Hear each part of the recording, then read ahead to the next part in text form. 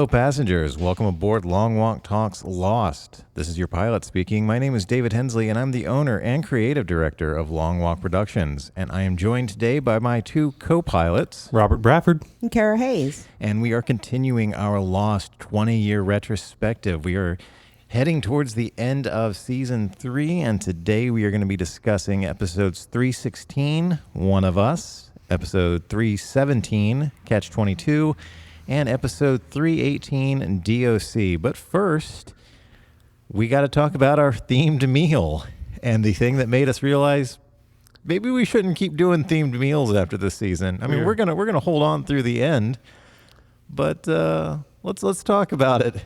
So after a long round of speculating, I'd like, okay, a Juliet episode, my blanking on this, a Juliet episode, who's the second Desmond. one? Desmond episode, and then a Sun episode. It's like, okay, well, we've got Korean food, or, do we know how to make Scottish food? And yeah, we eventually settled on Wieners. That's right, because one of the episodes involves the exact timing of when Sun got pregnant, and she knows it can't be Jen's if she was impregnated off island because Jen's wiener doesn't work. Or didn't, at least. That's right, folks. We had Nathan's hot dogs for lunch today, and they were delicious. Very. Very good. Unlike Jen's wiener, these actually did the trick. Although we'll find out at the end of DOC that Jen's was working as well. Let's stop talking about wieners, shall we? Just like Locke, Jen got the ability to stand up again back on the island. Wow. Nice. We mock him because Daniel Day Kim is a handsome and successful man. Yeah, well. All right, we're going to kick off the discussion with episode 316, One of Us, which takes place over days 82 through 85. Lost 316 says, I just whipped your ass. Sorry, just had to throw that one in. No, I appreciate it. I feel like a 3-day span makes this like the most time covered this whole season. Like, we've been dealing with a whole lot of 1 day at a time kind of things. And, yeah, so now we cover 3 total. And also, this is a Juliet episode. It's also because I think a lot of the episodes have kind of doubled back to be like, okay, now let's see what the other side of the island was doing during that day or two. Oh, that's a good point. So unlike seasons 1 and 2, where things were pretty much moving forward in a straight fashion, and everything, apart from the occasional, like the other 48 Days episode, or the one where Kate or Claire remembers what happened during her abduction, for the most part, we're only just moving forward in the one direction, and this one's been a little more scattered.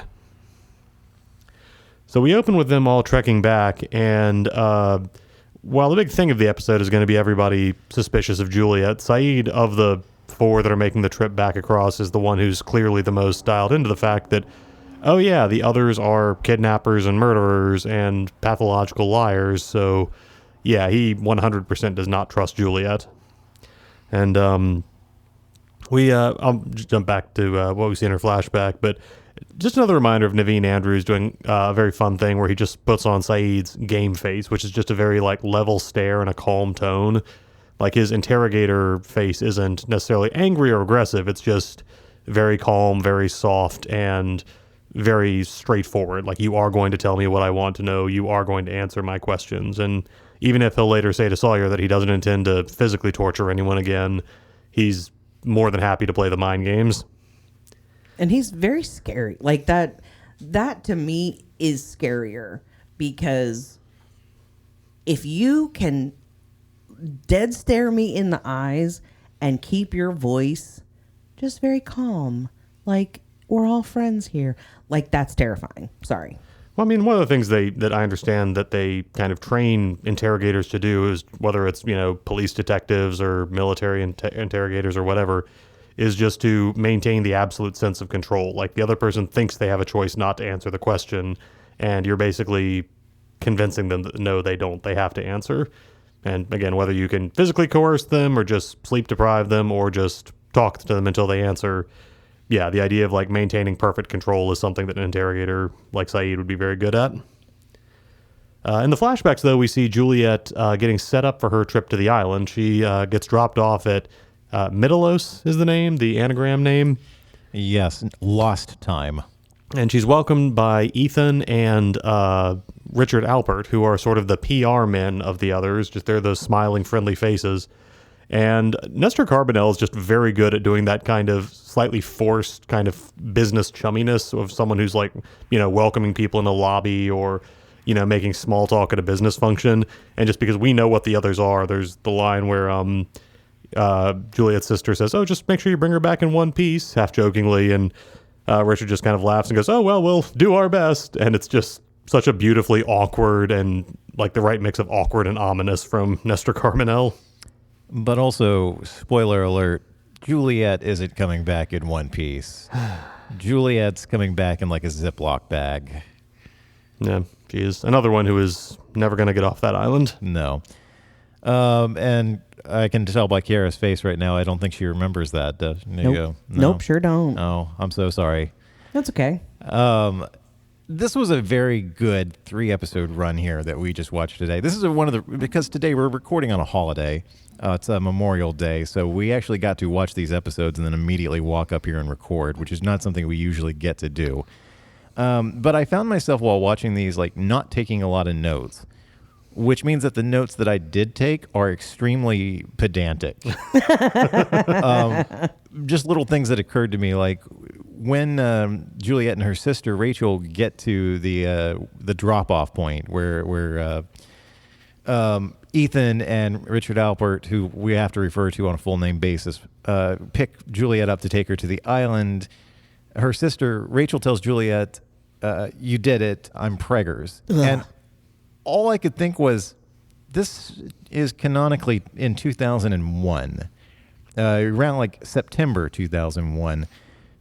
Was preggers a thing back then that people said? Because I thought that was popularized by the movie Juno, which would have come out shortly before this season of Lost.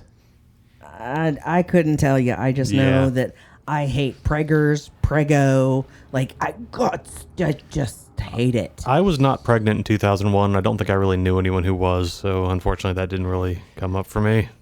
That sentence is a lot to unpack, Robert.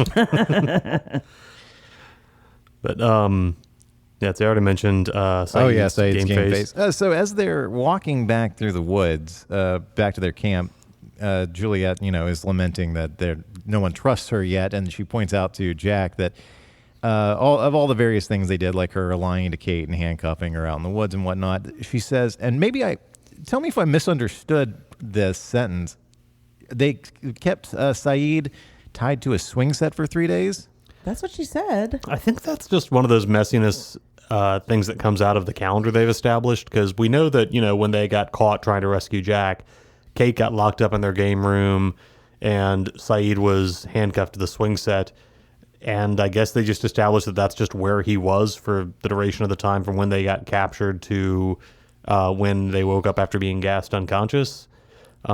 Which was like a little over 24 hours. Yeah.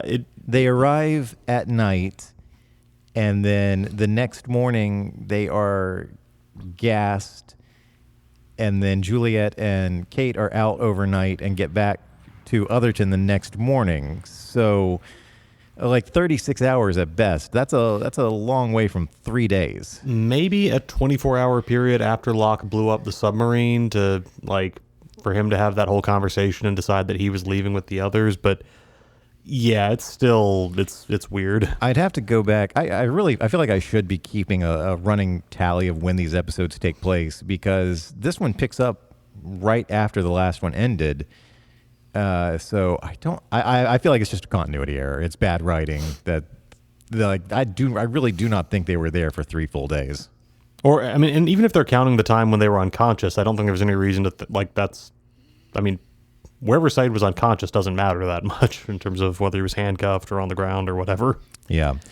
Well, we were we made a point to note that the writers were on point this episode, and Robert, so were you with your comments. Yeah. So one of the nice, funny, creepy scenes is when Ethan is checking Juliet's vitals, getting her ready for the trip, and Richard casually pours her a glass of orange juice and very openly tears up a packet of powder and pours it in the drink just so Juliet can see it. And when she asks, he explicitly tells her it's orange juice with a heavy dose of tranquilizers because she is going to want to be unconscious for the trip there. And after a little back and forth about where he convinces her that, the place you're going is special, you're going to see things that are amazing, Juliet overcomes her reservations, grabs the orange juice, and chugs it all in one gulp. And I kind of made a joking voice of Ethan going, you really shouldn't have drunk that so fast. And then a second later, it cuts to William Mapother staring at her, and he goes, you probably shouldn't have drunk that so fast. And that's the cut to as Juliet passes out. But I was like, okay, the writers were very on point this episode. It was a lot of them having the characters say things that the audience would also immediately be thinking a second later, which it's great when they're just in that groove. We do eventually see Juliet wake up on the submarine. She wakes up strapped down to a bunk, which is obviously pretty scary. But Ethan unstraps her quickly and explains that it was just part of the presumed, underwater turbulence would be called, but the ride there on the submarine. And we get to see her climb out of the hatch onto that dock and see the island for the first time. And it occurred to me, we know a bunch of people have gotten to the island in a bunch of different ways, but the only time we've ever seen characters have their first moments on the island is the 815 survivors, both in the tail section and on the beach. And so this is the first time we've actually gotten to see one of the others put their eyes on this place for the first time. And it's it's a big sweeping shot. And, Elizabeth Mitchell has the appropriate look of awe on her face. They do a good job of putting you in the shoes of how weird all of this would be to someone who came to the island in a way that wasn't as traumatic as our characters, but had its own share of weirdness and shadiness. Yeah, and last week I was saying how disconnected these two different plots feel on the two different sides of the island. And here they finally, Jack and Kate, Saeed, they make it back to the beach camp with Juliet in tow. And I looked at it, and the end. Jack left and went to Other Island on day 67, which was the end of season 2. He's coming back now on day 85, so he has been gone for 18 days, as far as the Losties on the beach know. It feels like he's been gone a lot longer than that. I mean, to us, obviously, it's because we're 15 episodes in, but yeah, 18 days does not seem quite as long as it feels. As it feels. I mean, they say that he spent a week there with them by himself, and then there was the whole thing with them, being locked up and interrogated and all that. So, but yeah, so in all, Jack has been gone a full 18 days before he returns to the beach. I wonder if it just feels that way, if it feels like a long time for the beach survivors, because for them it's been relatively quiet. Locke went off in the jungle and came back and told them that Echo was dead, and then Nikki and Paolo died under weird circumstances, but otherwise there hasn't been a lot of eventful stuff on the beach. Oh my God, you're right. So for them, I guess it's just been 18 very slow days of just kind of fishing and eating boar and playing ping pong. Yeah, that most of the eventful stuff's happened either on the other side of the island or for people who have gone into the jungle on this or that adventure. Jack and Kate really bring the drama with them wherever they go. We should have had more people when they return just going oh crap, it's going to start again. There. Yeah, just give it one whole episode and they'll be back at it. So in flashback, we see that Juliet's whole job there on the island is to work on pregnant women, for lack of a better phrase there, trying to make sure that they survive, because we find out that pregnant women on the island tend to die. And we see that because one of her patients, Sabine, dies on the table. Robert, what is the biblical or religious significance of the name Sabine? I Googled it very quickly, but I figure you're the go-to person for these kind of things. Well, so the only thing that comes to me is the story of the Sabine women, which is kind of one of the founding myths of Rome. In the story of after the city of Rome was founded, but before they'd really established the Republic and the control over the Mediterranean, they were just part of one little faction in the Italian peninsula fighting a bunch of others. And one of the things that they supposedly did, according to the legend, was basically there was a neighboring group called the Sabines, and when the men were off in a war, the Romans basically snuck in, kidnapped all the women, and brought them back to the Roman city. And marriages happened. Different versions of the legend have different levels of consent involved in that. But essentially, when the Sabine men came to attack the city and rescue their women, the women didn't want to be rescued. Or it's referenced probably in the, for me at least, the immediate reference is the film Seven Brides for Seven Brothers. There's a kind of a jaunty song about it where they mistake the name as the Sobbing Women. And it's a really like cheerful tune about how, hey, kidnapping women isn't so bad if they decide they like you afterwards. So yeah, one of those stories that tells you a lot about how the Romans saw themselves and their world. So pregnancy does fit into the story. I don't know if the name, like Sabine or Sabine as an individual name, has anything more particular for this character. So much like the next episode, it's probably an example of the writers like throwing in a religious reference so they could pat themselves on the back. Maybe a little bit. Gotcha. There's a lot of that going around. We do. So let's see. We find out eventually that Juliet was only supposed to be on the island for 6 months, but she came there 3 years before the crash of Flight 815, like you said, back in 2001. And we get to see her confronting Ben and being upset that she won't get to see her sister and she won't get to see her sister give birth. And Ben tries to console her by saying, well, console is a kind of not the right word, but tells her that her sister's cancer is back anyway, so she won't be living to give birth.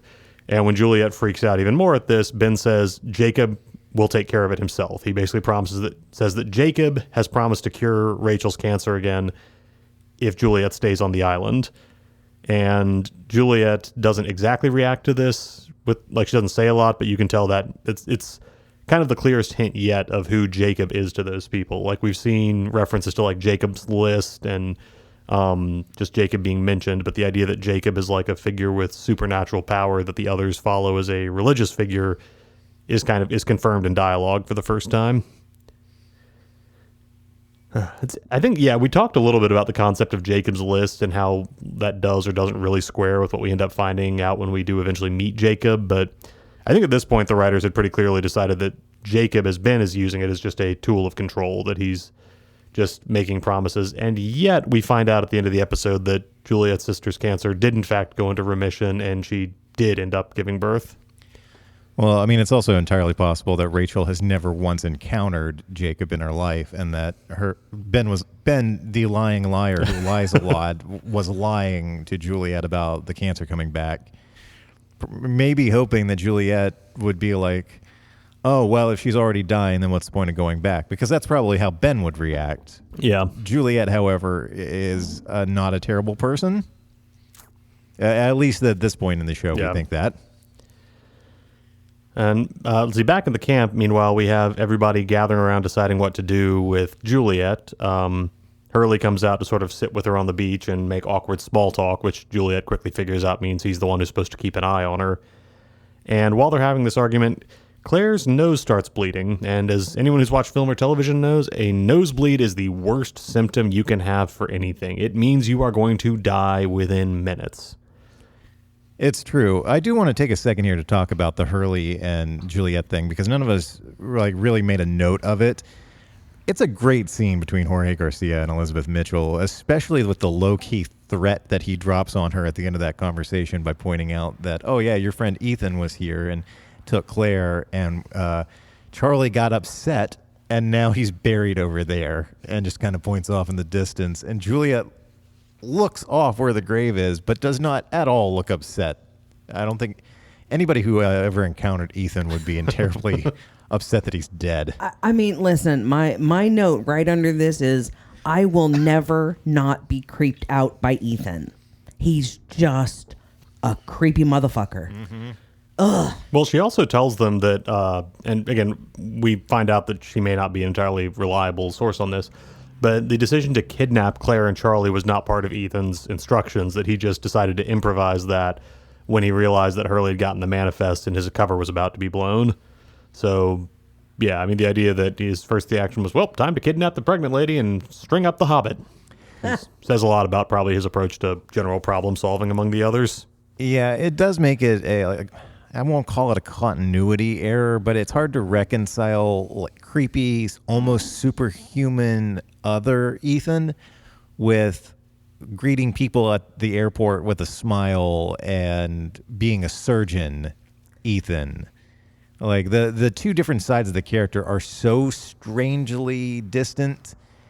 It just feels like a weird course correction on the writer's part, especially once they wanted to start portraying the others as less weird and superhuman and more normal. I'll just jump ahead and note that we do our flashbacks eventually shade into the stuff we saw in season 3, and we when Juliet goes to confront Ben about the X-rays that show him with a tumor on his spine, Ben is reading Carrie by Stephen King, which was the book way back in the season 3 premiere that the book club was upset that Juliet picked it because they knew Ben wouldn't like it. And then he's all like, I guess I'm out of the book club. He does when we see him sitting at his little desk. He does seem to be very invested in it, which I think is nice. A nice touch. Okay. Oh, man. This is the episode for me that really established that Elizabeth Mitchell is probably the best actor on this show and probably the best addition that we have gotten to the cast. I mean, aside from like Keely Sanchez as Nikki, obviously. But her glorious time has come and gone, sadly. It's true. And this is so much like I loved the first Juliet episode, but this one fleshes her out and gives her so much to do. And it's part of the reason why I was so invested in watching it and not taking notes actively like I probably should have been.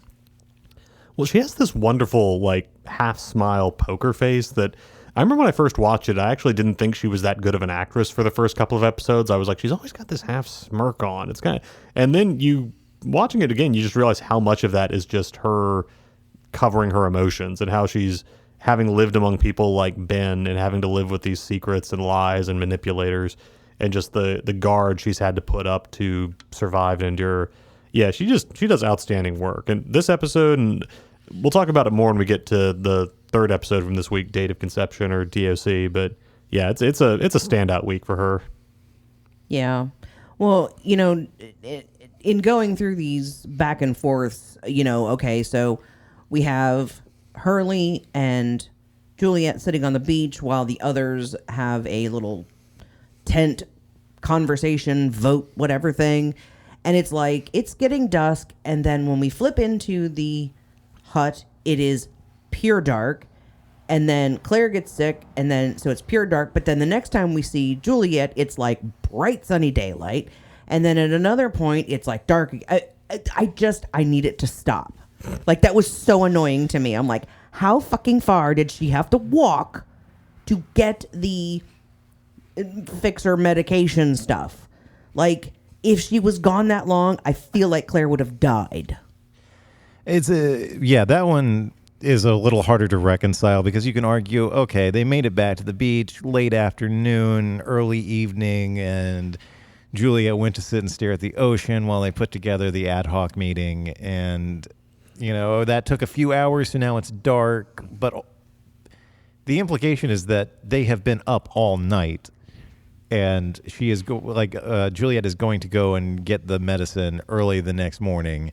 But that would also mean that like Sawyer and Saeed have been up all night keeping tabs on her. It's messy. Very annoying. Time moves kind of at the speed of atmosphere. Like if a scene would be more dramatic at night, then enough hours passed for it to be night again. And if they want things to be a little brighter and more hopeful, then, well, it's the next morning now. I'd agree with that. You mentioned that, yeah, Saeed and Sawyer, interestingly enough, given their past, kind of very quickly step into sync, chasing Juliet to where she's found the medicine and confronting her with their suspicions, which, given that they were probably two of the most antagonistic figures in the first season of the show, it's kind of interesting to see how just they both recognize the bigger problems that they have to deal with and how they sort of put the bygones aside for this one moment, for this one task. Yeah, I did love Juliet when she called out Sawyer and Saeed for being the moral compasses of the camp. Because I'd never really, I didn't give that much thought. But yeah, not the best choices, maybe? I don't know. Well, I mean, yeah, at this point in time for them, these aren't exactly normal times they're living in. You're going to need those kind of people. Like, it's not exactly civilized. Let's put it that way. To put Sawyer and Saeed in charge here amongst like our normal lives, probably not the best idea.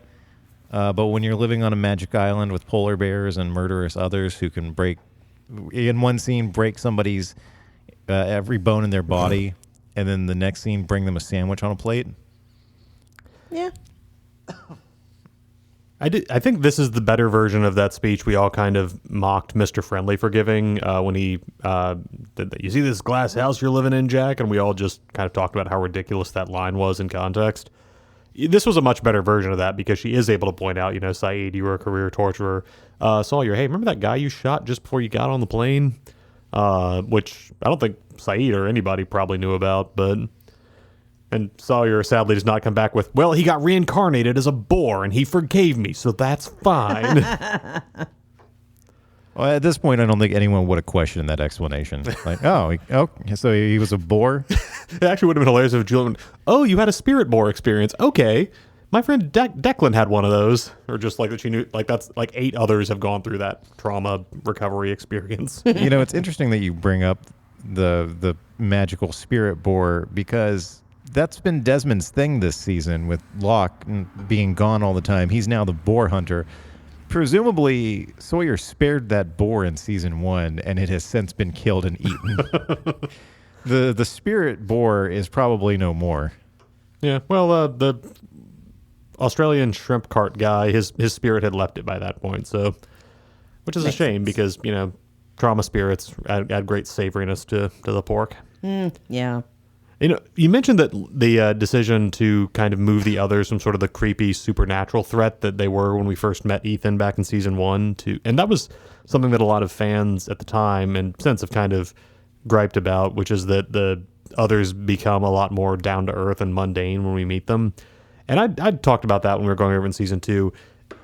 But watching season 3 again, it is interesting to see them less as, they're just normal people and more, so this is what it's like when people live on the island and are just swallowed up by this world of mystery and unknown, and just that nobody among the others can ever give a straight answer, and that Juliet's whole technique, like we see her being manipulative, we see her withholding information until it's the best time to reveal it, we see her engineering situations where emotions will work out to her advantage, that it's just like it's a whole community of people where you get ahead by being that way. And Ben Linus is in charge because he is the absolute best at it. So it's interesting to see, while they don't seem as superhuman in the, movie monster kind of way they did in season 1 and 2, there is a certain detachment from just human community that, and we see that on the other hand, the survivors, like this group bonds because people do eventually confess their secrets and they do share things. Like last week we saw Charlie tell Sun that he'd been the one who attacked her, and we just I don't know, there's just something really interesting in this show about the idea that confessing our secrets and like seeking that kind of healing and reconciliation is what makes the survivors different from the others. Speaking of which, Ben does eventually take Juliet to the flame station because she's, when she notices that he has cancer, she's like, okay, so you were lying about Jacob being able to cure cancer. And Ben is offended that she would call him a liar. So he takes her to the station with Mikhail and shows her a video of that Richard has taken of Rachel playing in the park with her 2-year-old son, and turns to Juliet and lies. I'm not a liar, Juliet. It's interesting to note that this event happens on the day of the plane crash, and also that Richard is live streaming from the U.S., so presumably Florida. Yeah. To wherever the hell the island is. Yeah. So that's a hell of a satellite uplink they've got there. Able to actually get live news feeds. Mikhail does give a full count of the people aboard Flight 815. Says it was 324 people aboard, passengers and crew, which is 108. So that's the 4815 numbers totaled up, multiplied by 3. Also, because I'm kind of a nerd for air crash investigations, I looked it up. That would make the crash of Flight 815, which, as far as the world knows, was a loss of everyone aboard, the 3rd deadliest single aircraft accident in history. Not counting like 9/11 or like deliberate crashes, but incidents where just a single plane hit the ground and everybody died. It's behind Japan Air 123 and a Turkish airline from the 70s. But yeah, so that would actually be a pretty big deal in the history of air investigations. It would actually be more people than aboard the Malaysian air flight that disappeared back in the 2010s, just for comparison. MH370, is that the one? Yeah. This would be more people. Wow. Well, at the end of the episode, Juliet is eventually able to save Claire and treat her with the secret medicine and all that. And as a reward is given her own place in the camp, as we find out when Jack brings her a pillow and some blankets and some tarps. And as I wrote down, it has been 85 days and they are still finding new tarps. Although I guess they could have taken them from Nikki and Paolo's fuck hut. Yes, they could have. But also, sorry, I just got choked up. I think it's also possible that on the island, tarps are like rabbits. So they just multiply, continuously every so many hours. See, I like that idea. I'm on board with it, no pun intended.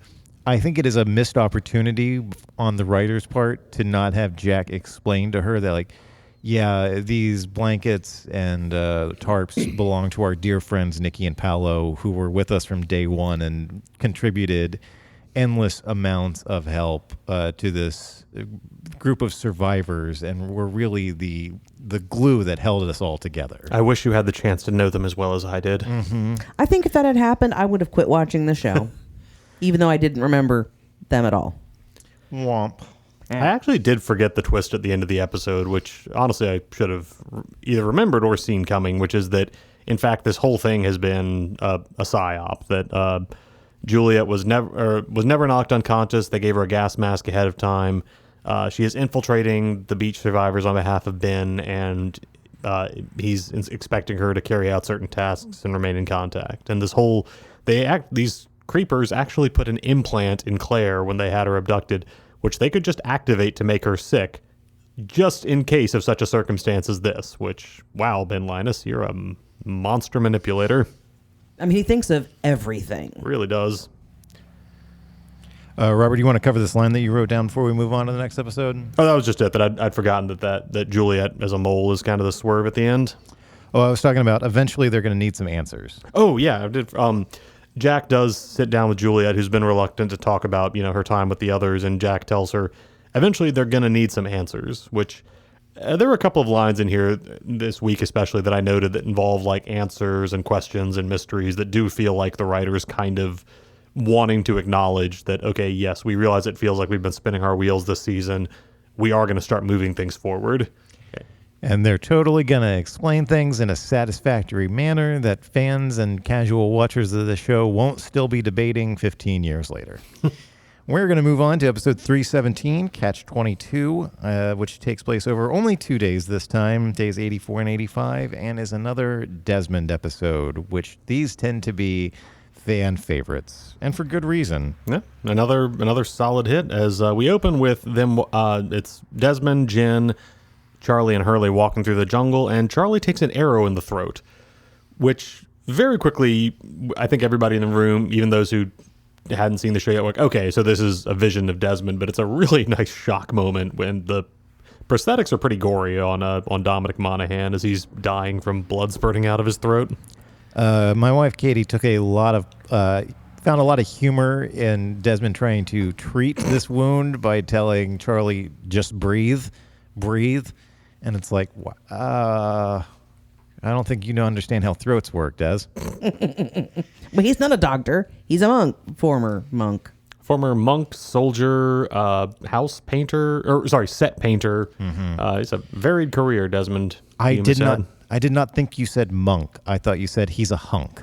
Well, he is that too. When trying to put the party together to go out into the woods to, as we find out, make this vision come through, he's talking to Hurley, and Hurley looks at him and deadpans, "This is future crap, isn't it?" And yes, Hurley, it is future crap. Just wait. There is so much more of that to come. Yeah, we find out that Desmond was I think novitiate is the term he used, or a novice in a monastery, which they don't really call this out explicitly, but it does seem like we're being given an origin story of why he calls everybody brother, because he actually was a brother with a bunch of monks in an abbey. And not because he was a fan of Hulk Hogan. They have to go and talk to Jack. Desmond and Hurley do, in order to get a medical pack to take with them into the jungle. And Hurley is very bad at concealing that there's something going on, which is funny to me because just a few days prior to this in universe, Hurley successfully managed to con Sawyer and is now back to being the worst liar on the island. Well, and I'm just surprised that, does nobody realize how bad of a liar he is? Because, good God, he's bad. Maybe he's just earned so much goodwill that everybody can tell he's lying. Like, it's Hurley. He's lying for a good reason. I'm sure he'd tell me if there was something that I needed to know. That might be it. I put him in the category of people who can't, stand up under scrutiny. Like, if he's being questioned, he can't hold a lie, but he can sell a convincing story as long as the other person isn't pushing him on it. Well, not long after this, Sawyer goes to try to find Kate, who has the tarps of her abode closed, and he decides that he's going to let himself in, at which point he finds Kate in there in her bra and panties. I think we all thought earlier this season, they're done over-sexualizing Evangeline Lilly for the rest of the show now, and we're going to take her seriously as a performer and as a woman. Nope, here she is. Here she is in her low-cut panties as she is filmed from the hips down. There's a very depressed part of me that thinks that this is them offsetting, how as Juliet's becoming a more, compelling and interesting and complex character, and the fans are getting more and more invested in there. It's just okay, so how do we make sure they're equally invested in Kate? I don't know, show off her ass and thong? Oh, but we're in the same vein, not long after this, we start finding out more about the nature of Desmond's visions, and specifically the fact that he needs this one to come true. And in order to do so, it has to be exactly like he saw in the vision, which makes it sort of a bootstrap paradox, because no, you don't. This is what bothers me about writers and their misunderstanding of paradoxes and future visions and such. The four of them, presumably he was having this vision because there was some other circumstance that required the four of them, for whatever reason, to go out into the jungle together. And it was during this unrelated trek that the trap went off and killed Hurley, which resulted in Charlie, which resulted in Desmond receiving a vision. But because of that, Desmond decides to put this vision into effect. No, you don't have to do that, Desmond. You know what's going to fucking happen. You know somebody's going to fall out of the sky. You already said you don't know the circumstances. You can't put the pieces together, but you do know that it involves Charlie getting shot in the throat. Just leave him at fucking home. And by home, I mean a beach. I guess, like you said, this is the first time his visions have been... You could argue that they're working differently now because they factor in that he's having the visions. That the first couple of times he just sees Charlie gets struck by lightning, or Charlie gets killed by a boar, or Charlie falls off some rocks. All things that would happen if Desmond wasn't in the camp. They're just things that he's aware of. And now this is if you look at it as, okay, he's having a vision of things he is going to do after having the vision, then the vision becomes directly responsible. So it's like the loop is closing on itself, which... Sci-fi writers, when it comes to time travel and predestination, they tend to get pretty fast and loose. If you ever watch an episode of Doctor Who, any given episode is going to have a completely different understanding of whether you can change the past or whether you go back and all you can do is fit into the pattern of what's already happened. Here I'm going to say okay, maybe Desmond's connection to this that he's got from the island is sort of evolving, so he's seeing more complex permutations of the future. But yeah, it's a whole thing about the idea of if his paranoia does seem a little weird, because it's the stuff that's happening to bring this parachutist to the island is happening independently of whether or not Charlie is walking through the jungle. So his conviction that he has to line up everything is a little, granted, he can't talk this out with anybody else because he doesn't want to tell anyone that he's doing this because he's seen Charlie dying, and this time Charlie's death produces an outcome that would be good for them. So yeah, except it doesn't. It's a byproduct. Yeah. I call it rule of drama because it's the interesting. I mean, it's what he talks about with the other monk, which is, if God in the monastery they make a wine and they sell it to help fund their charities.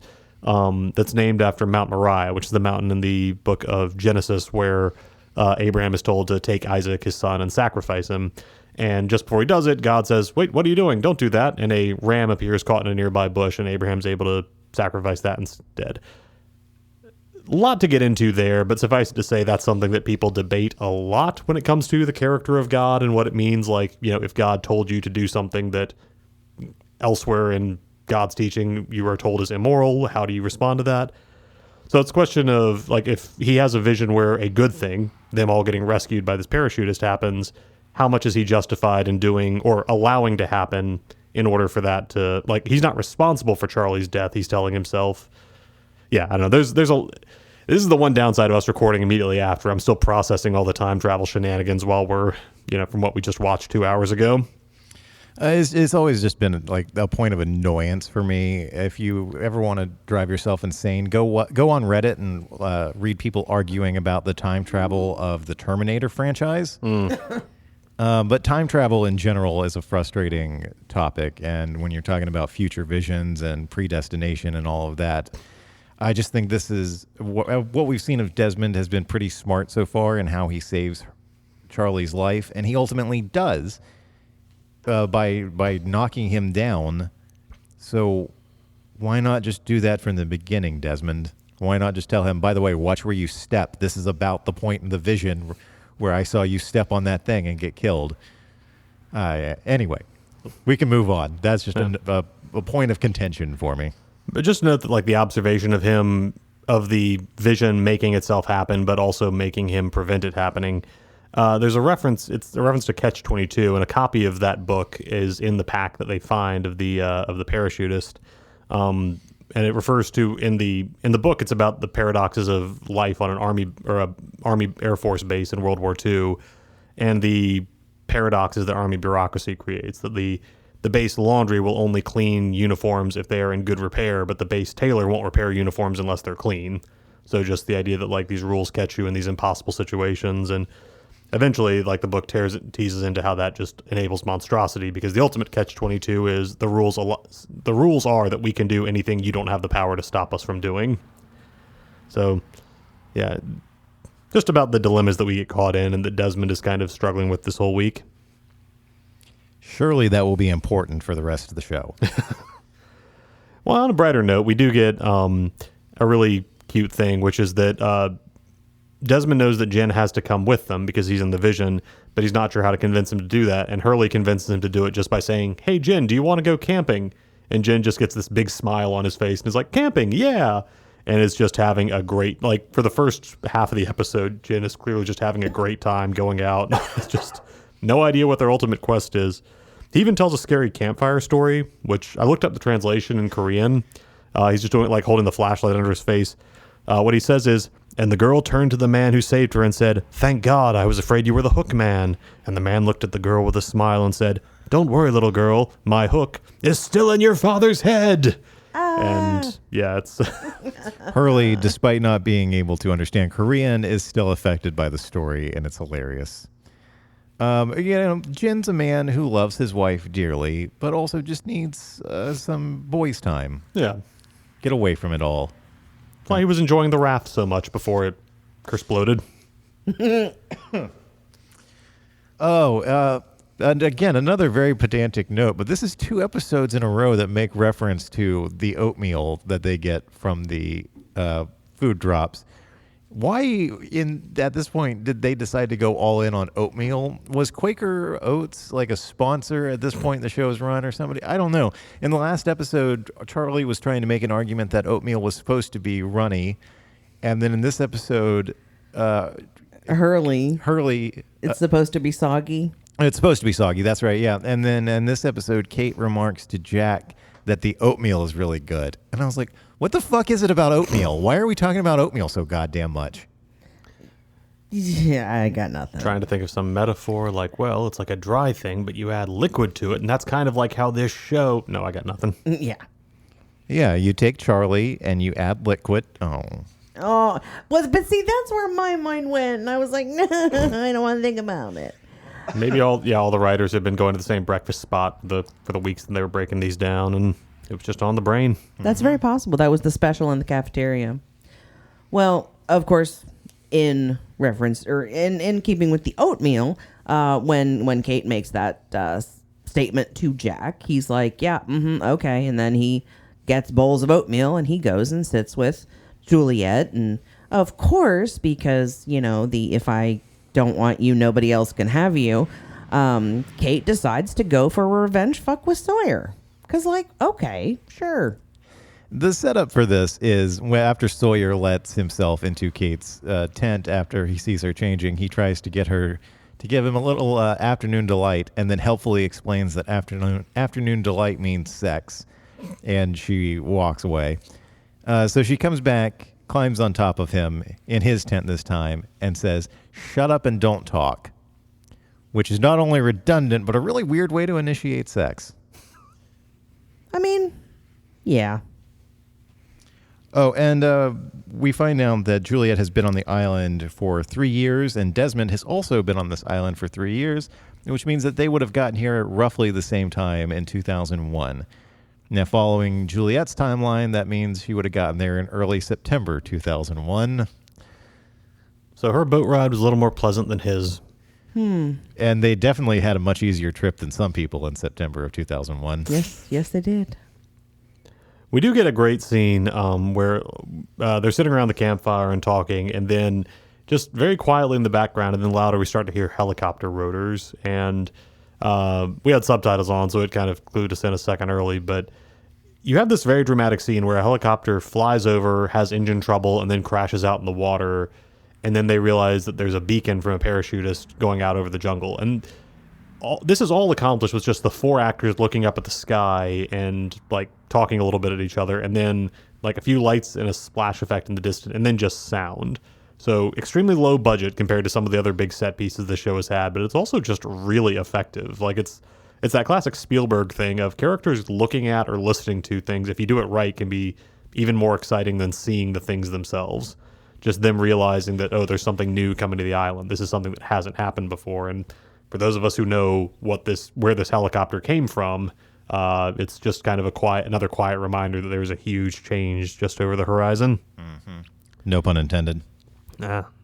We eventually do get to see that Desmond goes to visit his ex-fiancée. We find out that he joined the monastery a week before he was supposed to get married, and tells a story that he got blackout drunk in a pub, not sure if he was supposed to get married or not, and got helped up by a guy in priest robes. And it's not, I don't think there's anything that confirms it explicitly, but that sounds a lot like the kind of encounters that we will eventually find out that most of the candidates have with Jacob at one time or another, that in a key point in their life, they get set on a particular course that's going to lead them to the island. So I just kind of was wondering, I don't remember if that's ever confirmed or anything else, but I don't think so, but canonically it would make sense. This season has really struggled with B-plots. For example, the whole ping pong table subplot earlier. See, I actually like that because it's given us the running gag of Sawyer not being able to use nicknames and being visibly annoyed by every time he has to call someone by their real name. It's true, but as fun as that is, it's just, water treading, which is half of what this season is. The B plots of this season is, and it's no more or less true here. The subplot to this episode is literally just the love quadrangle between Jack, Kate, Sawyer, and Juliet. There is no other hey, what's going on with the other survivors? Are we setting up something important for later? No, it's all Desmond, Jen, Hurley, and Charlie out in the jungle, or it's love quadrangle shenanigans. It's also just so, we'll talk about it in the next episode, but sandwiched between episodes that deal with, people in tough situations dealing with very complicated emotions and no clear, good answers, it's just so hard to care about, an emotional beat that is Kate sees Jack make kissy face at Juliet, Kate goes and make kissy face at Sawyer. That, this is just the emotional logic of middle schoolers, and it's not good drama. And I really wish more writers would get over the idea that just you're having complex and interesting drama if stupid people can't decide who they want to kiss most. And I say that liking more than half of the characters in the quadrangle, but it just does not do good stuff for any of them. No, it does not. No. Well, one of the things that I noted, especially as we cut back to the jungle trek of the 4 happy campers, I know in my heart, I mean, even though I didn't exactly remember it, I knew that Desmond was not going to let Charlie die. But, oh man, like I just kept thinking, but could they swerve me? And it made me sad because that would mean I would have to not like Desmond as much. But luckily, he told him to duck and then tackled him and saved his life. Yes. And in flashback, we find out that at the monastery, the thing that ultimately got Desmond kicked out was drinking out of their own stash, as the other priest, or whatever you call him, tells them that they've only bottled 108 bottles of that special wine this year. At this point, they have tried to shy away from the numbers directly. Previously everything was either 4, 8, 15, 16, 23, or 42. Eventually, somebody did the math and figured out that it adds up to 108. So now they're all in on 108 this season. As Robert pointed out, the number of passengers was 108 times 3. Now we got 108 bottles of wine in the monastery. Yeah. Well, and, when he gets caught by the other monk, drunk as a skunk. God, that's a lot. Okay. A monk drunk as a skunk. A monk drunk as a skunk, yes. A hunk monk who was drunk as a skunk. A hunk monk. I just want to know, like, do monks get fired? Or, like, I don't know, that just felt kind of weird that, like, okay, I'm firing you? I don't know that that's how that works. There's a tasteless joke about how hard it is to get kicked out of the Catholic clergy that I could make here, but I'm going to move on from that. Yes. Good call. Yeah, I think they even have, in dialogue a little bit later, that's referenced. Like, I didn't know you could get fired from the church, and he kind of jokes about it a little bit. Just to note that, like, Desmond joins Jack Shepherd and John Locke in kind of the club of guys whose lives have been ruined by a need to do, capital letters, meaningful things. Whether it's Jack's obsession with, like, miraculously fixing people, or Locke's need to believe that he has some higher purpose. It's just the story of guys who walked away from potentially good things or let themselves get sucked into really terrible things. Yeah, a lot of those guys found their way to this island. Yeah, and Locke willingly sacrificed Boone to the island, and that didn't work out too great for him, Des. So maybe you should rethink the whole I need to make a sacrifice angle here. I don't know. It worked out pretty good for me. Well, that's a good point. Oh, I think we all reacted to this one. we did. The photo on the monk's desk, I could not remember what her name was. Eloise Hawking. Eloise, that's right. The lady that Desmond met when he was unstuck in time, who explained to him how death works, basically, got all Final Destination on his ass, that even if you cheat death, it's going to come for you eventually. Before I even realized that was Eloise Hawking, I think that the other thing that half of us noticed is how horribly CGI'd that photo is. Yeah, just two very different faces under different lighting and different distances from the camera, just awkwardly pasted next to each other. Well, the episode ends with Desmond and Penny meeting for the first time. It's definitely a meet cute. It's the reason that we fall in love with these two and continue to do so every time we see them.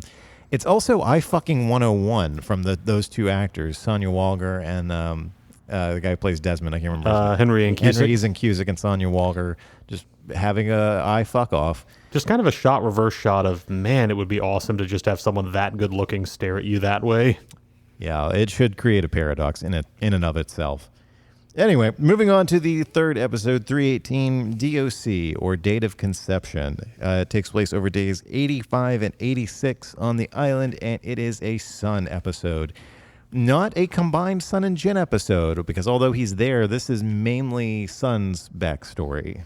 Yeah, Jin comes in and out. I think he only has one flashback. It's the one back in season 1 that's told pretty much exclusively from his perspective. Sun gets a couple of them. So we open with them trying to help the parachutist. I'm gonna say Naomi, because we know her name is Naomi, who has been injured by a branch, and they're debating whether they should try to make it all the way back to the beach to get Jack, whether they've got time to do so, while Hurley is looking through her bag to try to find medical supplies. Desmond points out they should be safe to bring Jack back because, after all, no one knows they're here. And right then, Hurley accidentally shoots a flare into the sky. And it's just a great bit from Charlie, Desmond, and Jen looking up as it goes into the sky and then slowly bring their heads back down to look at Hurley, who just gives a very quiet, oops. Yeah, this show doesn't do situational humor a whole lot, but when they do, it's usually pretty great, and this one definitely is.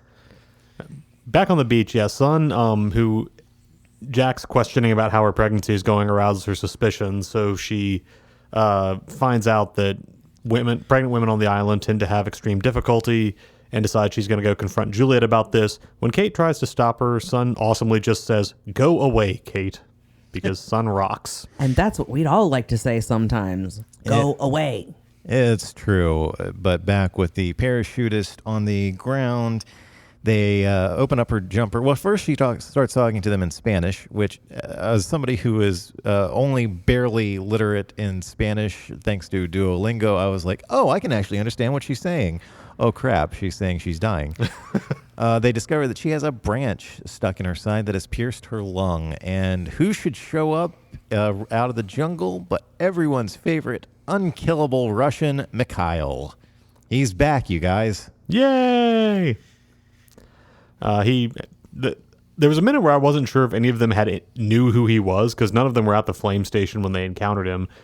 Though we do eventually find out that Kate and Saeed apparently told everybody off screen.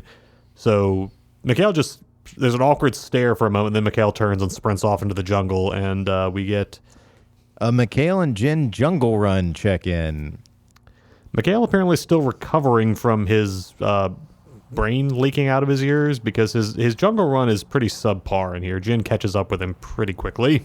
But it is cool because he does get to do that jungle leap. Yes. To tackle him from behind. And then he gets to do, gets to do the double ear clap to subdue Mikhail, followed by a 360 roundhouse kick that takes him out.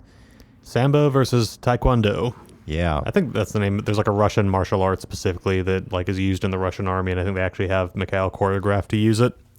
We also find out in this episode, I didn't write this down, but it's mentioned that Jin served in the army, which is apparently something the writers had realized they needed to establish, because all South Korean men are required to do, I think, a couple of years of military service. So he would have had that background, which explains how comfortable he is with violence working for Sun's dad. Another case of the writers being ahead of us. After Jin subdues Mikhail, Desmond shoves him up against a tree and threatens him, trying to get him to talk about who he is and where he came from. He points a flare gun at his chest, and my wife Gina, who was watching with us, goes, "That's a flare gun." And I went, "Yeah, but it would probably hurt if you shot him at that range with it." Right as Mikhail looks down and goes, "That is a flare gun," and Desmond goes, "How do you think it would feel if I put it in your chest at this range, brother?" And it's just like, again, wow. Well done, writers. In the flashbacks, we get to meet Jin's father again. Well, not meet. We get to see him again because the flashback plot is Sun being blackmailed by a woman who claims to know that Jin is the son of a fisherman and a prostitute, which I'm trying to keep track of what Sun knows versus what she's supposed to know. I think she knows that Jin's father is a fisherman, but she thinks that he's dead, which is what Jin has told her, and that his mother died. Jin genuinely does think his mother is dead, but knows that his father is alive. Oh, wow. Okay. Am I right on that so far?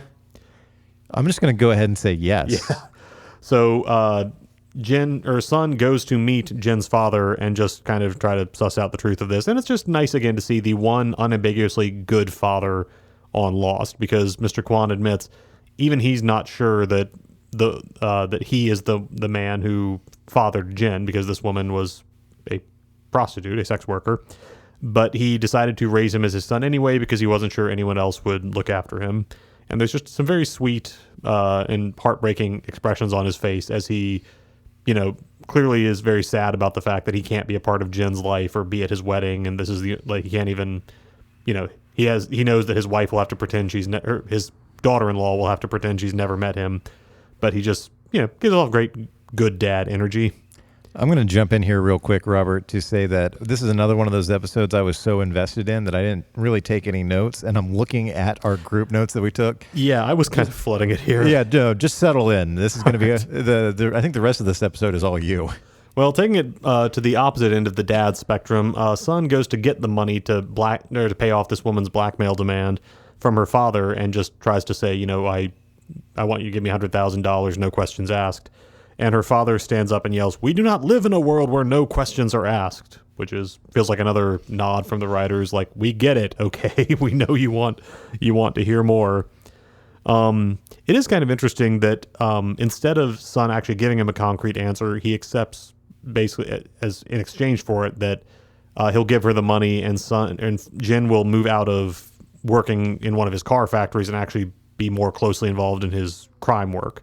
So it's, instead of a concrete answer, he gets a character destination, which is a very Lost-like move. It's something the show does with its narratives a lot, that it's not about getting the answer, it's about what the characters will do or what direction they'll go in as they look for the answer. Back on the island, Son gets Juliet comes to Son while she's asleep and tells her the two of us can go to the medical station where they have ultrasound equipment, and they trek out there. And Juliet, in a very nicely played scene by Elizabeth Mitchell, tells Son that she wants to help her because she used to be able to tell women that they were pregnant and have it be the greatest moment of their lives. And since she's come to the island where where pregnancy is basically a death sentence, it's had to be this terrible thing. And so she's really happy to be able to tell Son something good. And then when Son tells her she had an affair, so if she conceived before getting to the island, then the baby isn't Jin's. And Elizabeth Mitchell just gives this, oh. It's just the most awkward, like, not quite sure how to really react to that. Well, it's worth noting that, yeah, this is very nice of Juliet and a good moment for her, and a good bit of character development. It also happens because Juliet goes into Son and Jin's tent and wakes her up by putting her hand over her mouth and basically, like, reenacting Son's worst fear instead of just being like, hey, Son, can we talk outside for a few minutes? No, that would be too easy and not otherly. Immediate kidnapping vibes. You can take the Juliet out of the others, but you can't take the others out of Juliet. That's true. Oh, yeah. Speaking of which, we also find out that Juliet had an affair with Goodwin before his death. Lucky him. Yeah. Back on the with Naomi, so because he was a medic for the Soviet army, Mikhail is able to treat her wound, and so some kind of gruesome medical stuff. They basically drain the fluid out of her lungs. She continues mumbling in different languages. I think it's Spanish, Chinese at one point, Italian, and Portuguese. At one point, Mikhail seems to understand the language she's speaking, and when Desmond asks what she said, Mikhail tells him that she just was saying thank you. Apparently, if you speak Portuguese, what she's actually saying is, "I'm not alone." Yep. So, hinting that there are other people coming to the island. The deal they made so that Mikhail would treat her wounds was that he would be allowed to walk away. And it's just kind of a sort of sad piece of foreshadowing for all Desmond is doing to keep Charlie alive. This moment where instead of just killing Mikhail or taking him back as a prisoner, they let him go away is what's going to ultimately lead to Charlie's death in the season finale. Talking about how the love quadrangle stuff just kind of bores the crap out of me are all these scenes with Son and Juliet where they've got to play all of these complicated emotions at the same time that, Son explains that, if she conceived the baby before coming to the island, then she has a chance of surviving like Claire did, but it means that she's going to have to deal with the fact that another man is the father.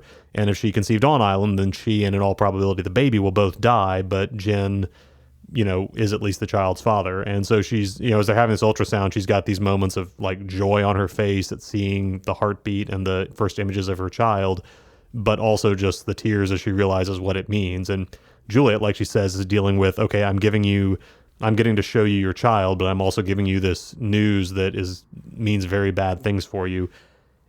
It's a lot that the writers are giving them to do, like play happy about this, but sad about that. And this makes you want to cry, but this makes you want to laugh.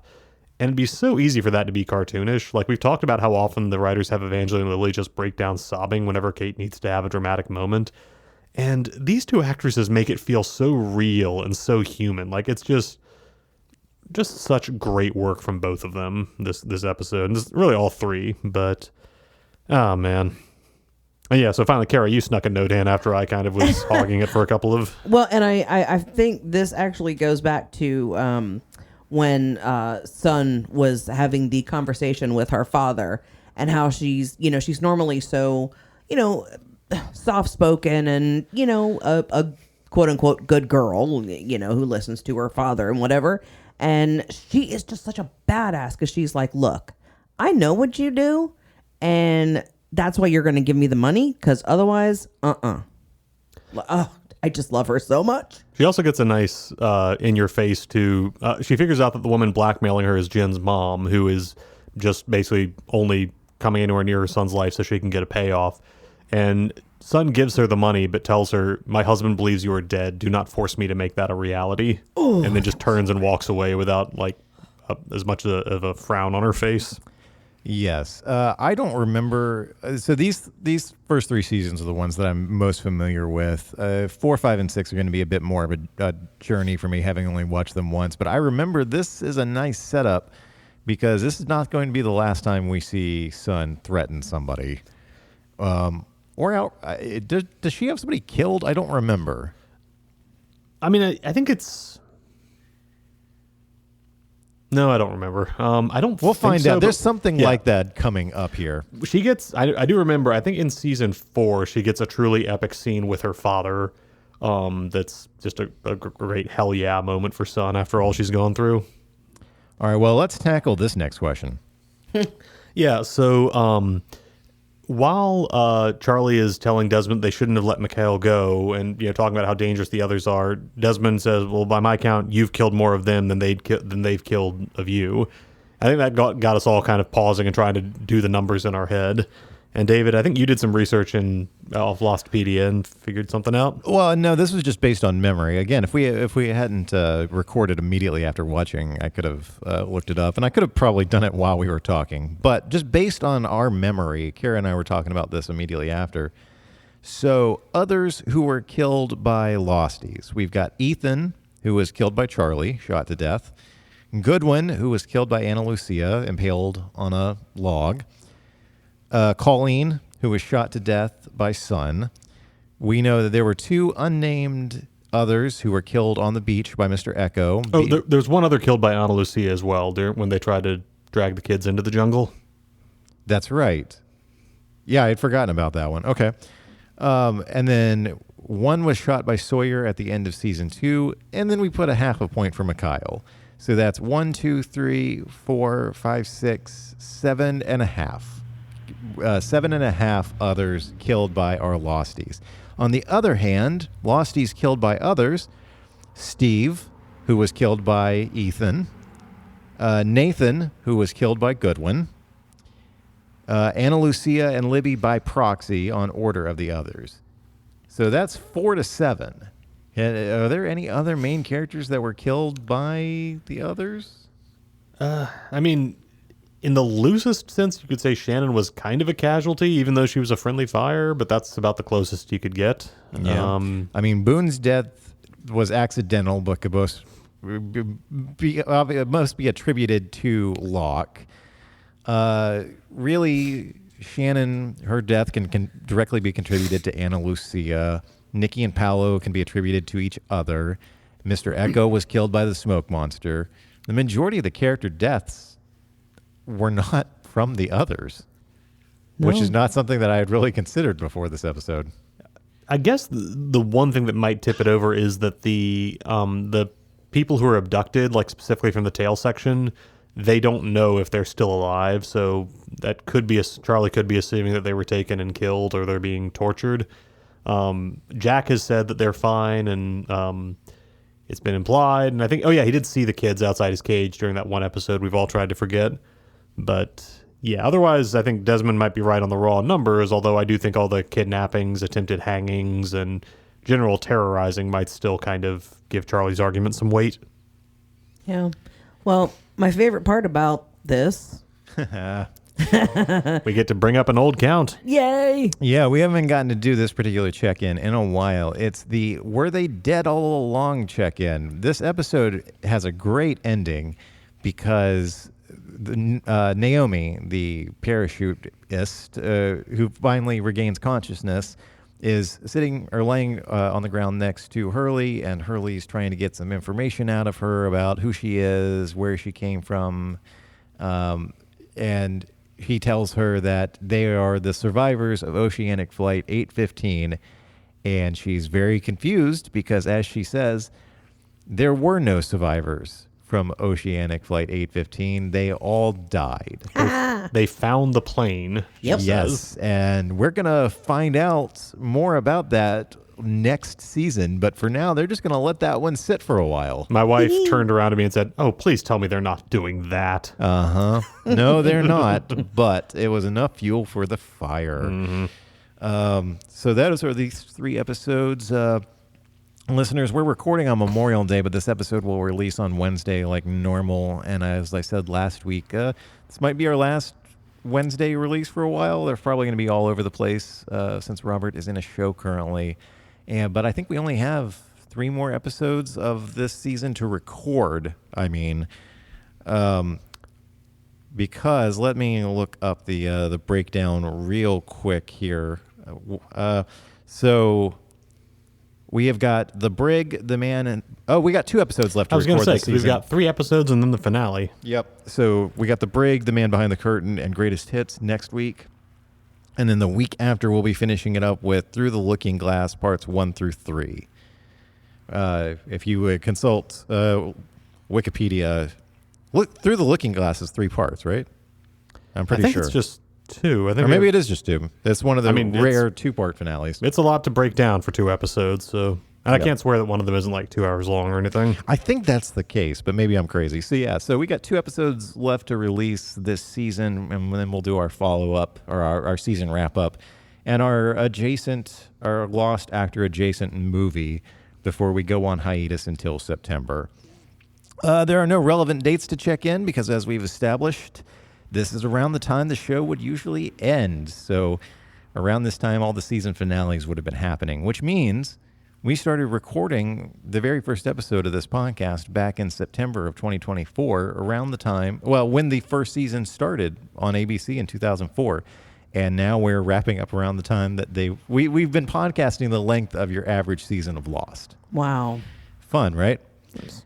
So that's going to wrap us up. Robert, social media or a thing that you're enjoying? Well, let's see. Yesterday was Sunday, and nodding back to a podcast we haven't really done much with in a while, but in the spirit of This Is a Work, we watched AEW's Double or Nothing pay-per-view, and if you are at all a fan of professional wrestling, that one is worth checking out. Top to bottom, great show, and a main event that made me feel like I'd gotten a win, which is a great feel to have as a pro wrestling fan. Wow. Cara, what about you? I'm just existing.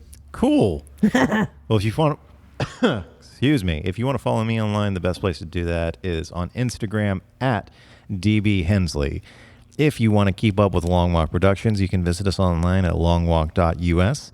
To see more of our original work or hear past episodes that are no longer streaming, you can follow the YouTube links in the show notes.